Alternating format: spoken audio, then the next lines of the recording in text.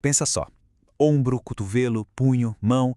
A gente usa isso para tudo, o tempo todo. São nossas ferramentas mais importantes, né?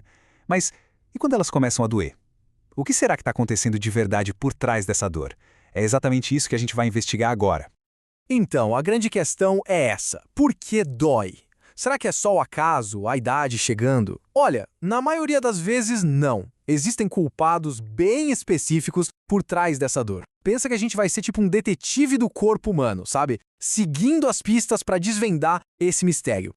E o primeiro suspeito da nossa lista, talvez o mais comum, é a repetição. Aquele movimento que a gente faz sem nem pensar, centenas, às vezes milhares de vezes por dia. Parece nada demais, né? Mas é aí que mora o perigo. É a linha tênue entre usar e abusar. E o corpo, ele reclama.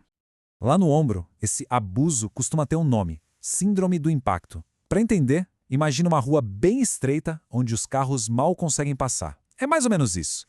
Os tendões do manguito rotador, que deveriam deslizar numa boa, acabam sendo espremidos contra o osso.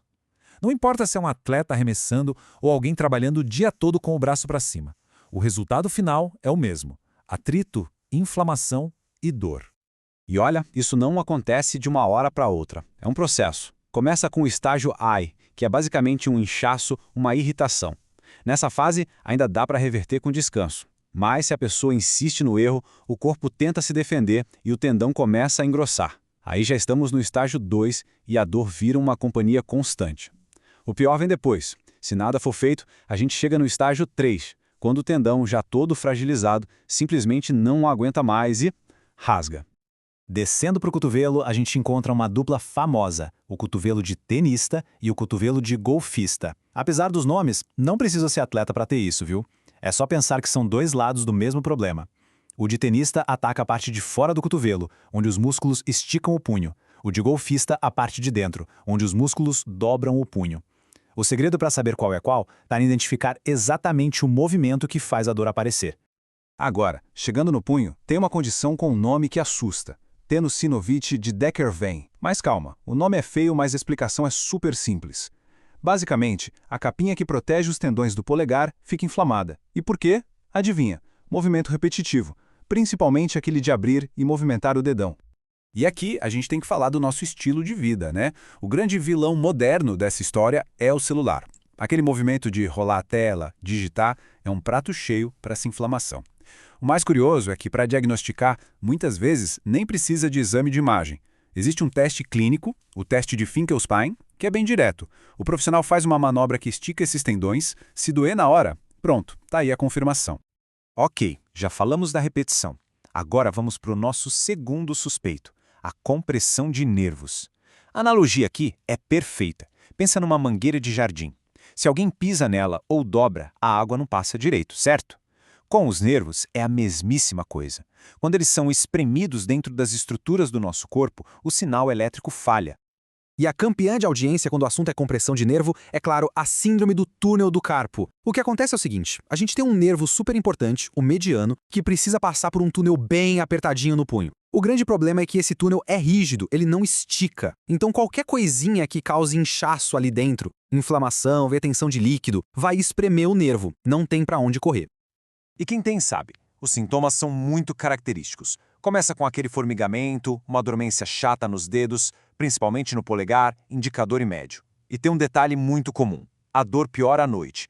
Muita gente acorda no meio da noite com a mão pegando fogo, precisando chacoalhar para aliviar. Em casos mais sérios, a pessoa perde até a força de pinça, sabe? De pegar uma chave, um botão. Mas a boa notícia é que o diagnóstico clínico é muito forte. Existem testes provocativos que um profissional pode fazer. Por exemplo, no teste de Fallen, a pessoa dobra os punhos e segura por 1 minuto. Se os sintomas aparecerem, é um sinal de alerta. Tem também o teste de Tinel, que é dar umas batidinhas leves em cima do nervo. Se der um choquinho, opa, mais uma pista de que o nervo está irritado.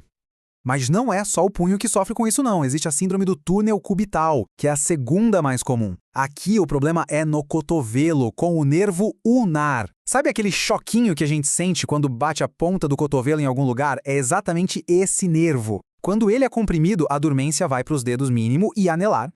Bom, agora a gente muda completamente o foco.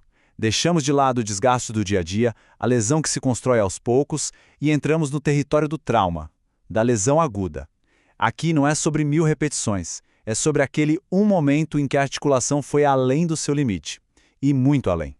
E para a gente ter uma ideia do que estamos falando, olha só este número, 45%.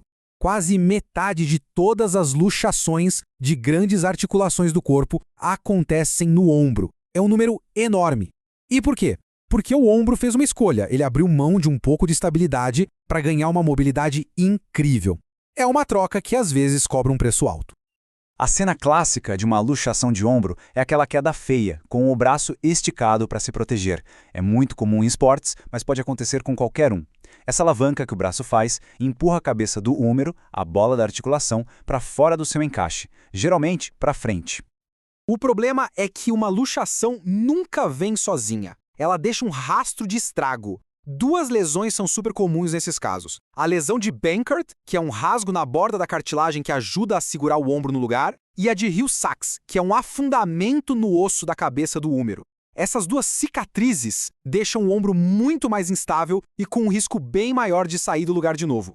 Outro trauma clássico é a ruptura do tendão do bíceps lá no cotovelo. Imagina a cena. A pessoa vai levantar um peso enorme, faz uma força absurda e o cotovelo é forçado a esticar de repente. Muitas vezes dá para ouvir um estalo, um pop, e o músculo do bíceps sobe, formando uma bola no braço. É uma imagem bem característica. Ok, a gente já investigou as causas, os culpados pela dor. Mas saber o porquê é só o começo, né? A pergunta que fica é, e agora? Como a gente resolve isso? A boa notícia é que a recuperação não é mágica nem sorte. É um processo com lógica, com começo, meio e fim, baseado em um bom diagnóstico e em princípios que a ciência já validou. E tudo começa, de novo, com o trabalho de detetive. Antes de sair tratando, é preciso ter certeza do diagnóstico. Aqueles testes especiais que a gente falou não são só para curioso ver. Eles são as pistas fundamentais que apontam exatamente para onde está o problema. É a investigação que vai guiar todo o resto. Com o diagnóstico em mãos, o primeiro passo, quase sempre, é tentar o tratamento conservador sem cirurgia.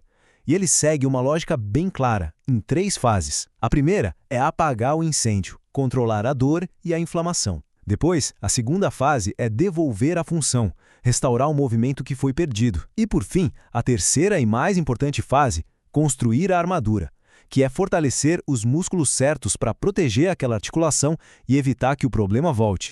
Tá, mas na prática, o que a ciência diz que realmente funciona? Se a gente pegar a dor no ombro como exemplo, as evidências são muito claras.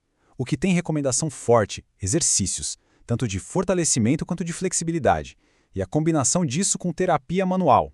Agora, o que não funciona? Olha só, eletroterapia, como ultrassom e laser, simplesmente não tem evidência científica que sustente o uso. Saber disso é fundamental para focar a energia no que traz resultado de verdade. E com isso a gente fecha essa nossa análise. Entender essas dores todas vai muito além de só saber o nome da doença. É um convite para a gente pensar em prevenção, em como usamos o nosso corpo no dia a dia, e isso nos leva a uma reflexão final bem importante para a nossa época.